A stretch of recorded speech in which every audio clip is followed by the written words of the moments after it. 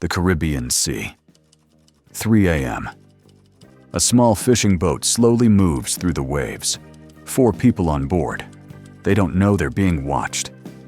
200 kilometers away, on a U.S. military vessel, an operator stares at a radar screen. The boat is marked as suspicious. The order comes through. Minutes later, a missile turns the boat into a fireball. 4 people dead. No trial. No evidence. No identification of bodies. This isn't a scene from a movie. This is the reality of 2025. And this is official Trump administration policy. Since September of last year, the U.S. military has conducted over 20 such strikes in the Caribbean Sea. Over 100 people killed. The UN calls these extrajudicial killings. Colombia's president accuses Trump of war crimes, and Trump responds with threats of economic warfare and military invasion. Today, we're breaking down how this undeclared war started, why it could reshape all of Latin America, and where this is all heading. So what's actually happening? Let's start with the facts.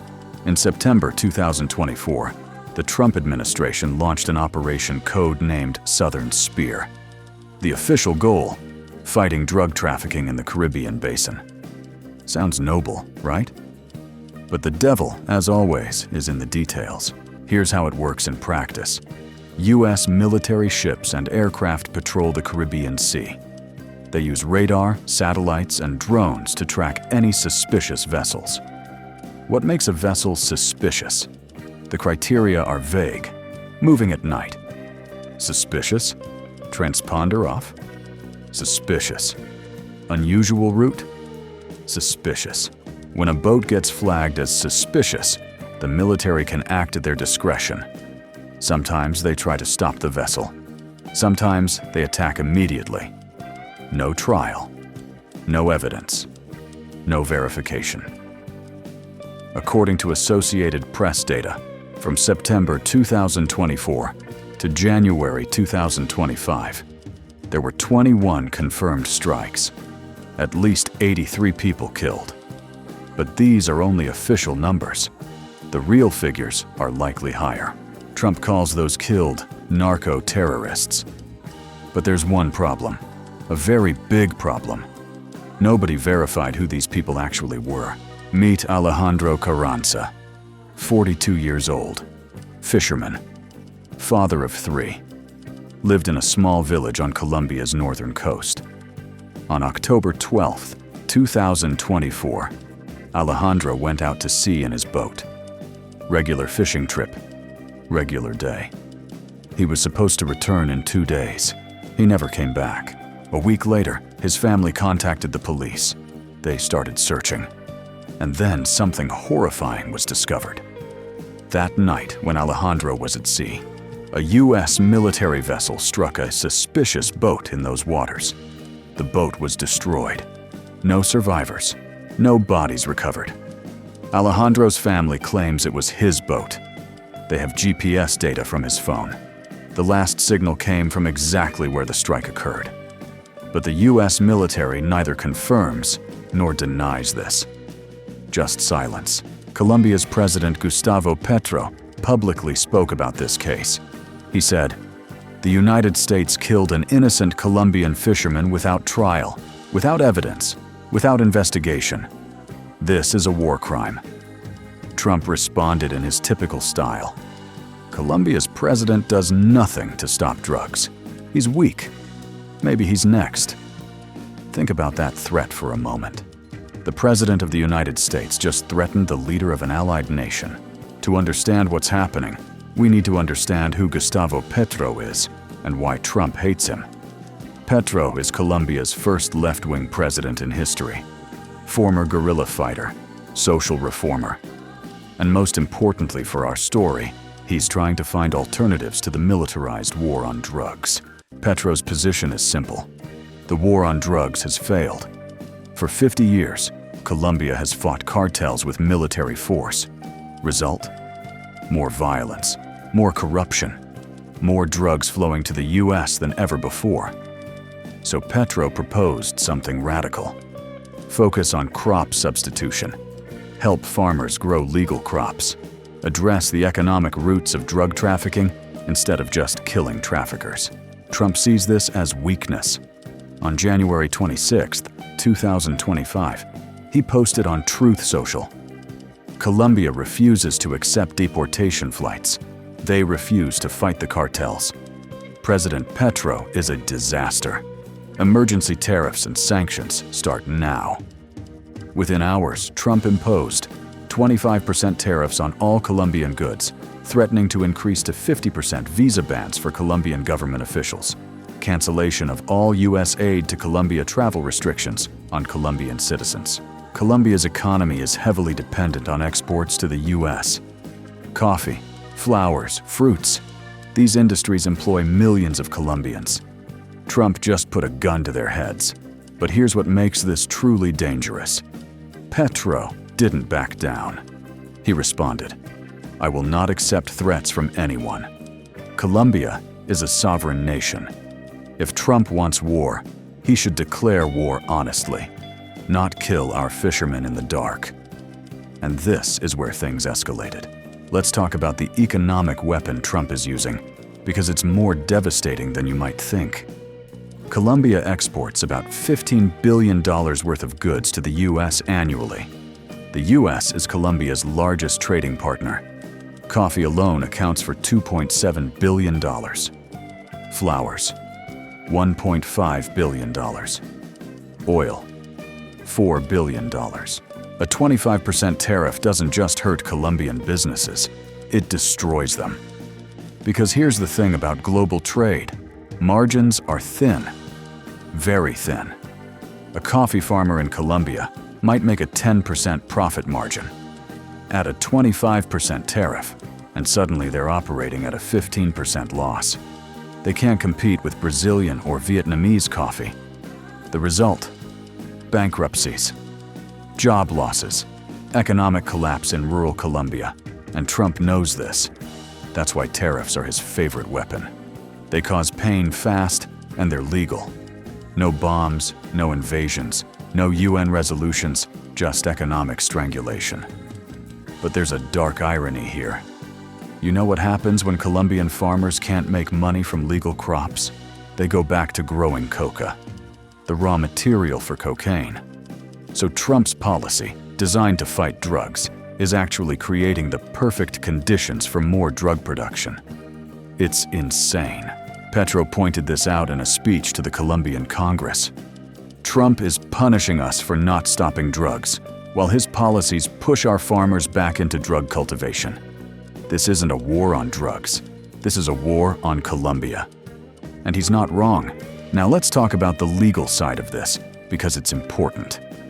In December 2024, the UN Human Rights Council issued a report on Operation Southern Spear. The conclusion was damning. The strikes constitute extrajudicial killings in violation of international law. The lack of due process, the absence of clear legal authority, and the failure to identify victims represent serious violations of human rights. What does this mean in plain English? It means the US is killing people without any legal basis. No arrest warrants, no trials, no evidence presented to any court. Just, "We think you might be a drug trafficker," followed by a missile. International law is very clear on this. You can't just kill people because you suspect them of a crime. Even in war, there are rules. The Geneva Conventions require distinction between combatants and civilians, proportionality in force used, and some form of legal process. Operation Southern Spear violates all of these principles. Mary Lawler, UN Special Rapporteur on Human Rights Defenders, was even more direct. If these killings were carried out by any other country, the United States would call it terrorism. The fact that the US is doing it doesn't change what it is. But here's the uncomfortable truth. The UN can issue all the reports it wants. Without enforcement power, they're just words. And Trump knows this. In a press conference, when asked about the UN report, Trump said, "The UN is a joke. We're not going to let bureaucrats in Geneva tell us how to protect Americans from drugs. We're going to do whatever it takes." Translation: we don't care about international law. This is the dangerous precedent being set. If the world's most powerful country can ignore international law with no consequences, what's to stop others from doing the same? While Trump is bullying Colombia, someone else is quietly making moves: China. On January 30th, 2025, just days after Trump's tariff threats, Colombia's Minister of Trade flew to Beijing for emergency talks. The message was clear: if the US doesn't want to trade with us, China does. And China was very interested. See, this is the pattern we've seen before. Trump treats allies like enemies, uses threats and tariffs, creates chaos. And China steps in with checkbook diplomacy. No threats, no military strikes, just investments, trade deals, and infrastructure projects. Within a week of Colombia's visit to Beijing, China announced $3 billion in new investments in Colombian infrastructure, expanded trade agreements for Colombian coffee, fruits, and minerals, a promise to buy Colombian oil if the US imposes sanctions, discussions about military cooperation and training. Let that sink in. In 1 week, China gained more influence in Colombia than the US built in decades. This is happening all across Latin America.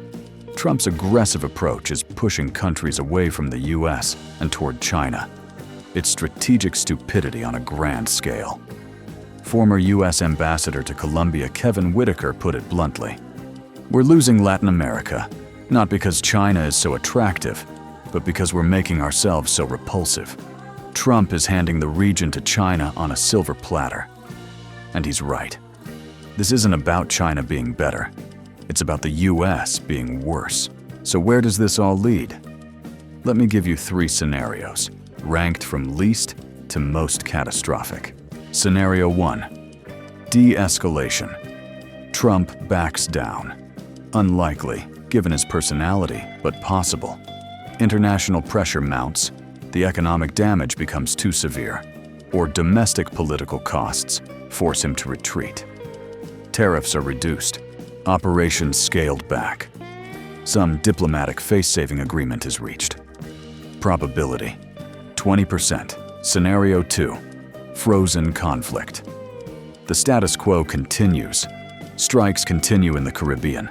Colombia keeps protesting. The UN keeps issuing reports nobody reads. China keeps expanding influence. This becomes the new normal. A low-intensity, undeclared war that nobody talks about, but never ends. This is actually the most likely scenario. Probability: 60%. Scenario 3. Escalation. Trump expands operations onto Colombian territory. Special forces raids on cartel locations. Direct attacks on Colombian soil. Petro responds by cutting diplomatic relations, possibly even shooting down US aircraft in Colombian airspace. The situation spirals into an actual military confrontation. Sounds extreme, but remember, Trump has already publicly threatened to bomb Mexico. He's openly discussed strikes on Venezuelan oil facilities. Colombia isn't that far of a leap. Probability: 20%. Here's what keeps me up at night about all this. We're watching the slow-motion collapse of the post-World War II international order. The idea that there are rules, that international law matters, that powerful countries can't just do whatever they want. All of this is being eroded. And once it's gone, it's very hard to get back. 100 people dead in the Caribbean. A fisherman named Alejandro who never came home. A president threatening to bomb an allied nation. An economic war that pushes farmers back into drug production. China filling the vacuum America creates. This is the reality of Trump's war on drugs in 2025. The question isn't whether this policy will stop drug trafficking. All evidence suggests it won't. The question is how much damage it will do before someone stops it. As for Colombia, President Petro said something in his last speech that stuck with me. History will remember who bombed fishing boats in the night and who stood up for the dignity of the poor. I know which side I'm on. The question is, which side are we on? Thanks for watching. If you found this analysis valuable, please like and subscribe. Check the description for all sources and timestamps. And let me know in the comments. Do you think Trump's approach will work, or is this a disaster waiting to happen? See you in the next one.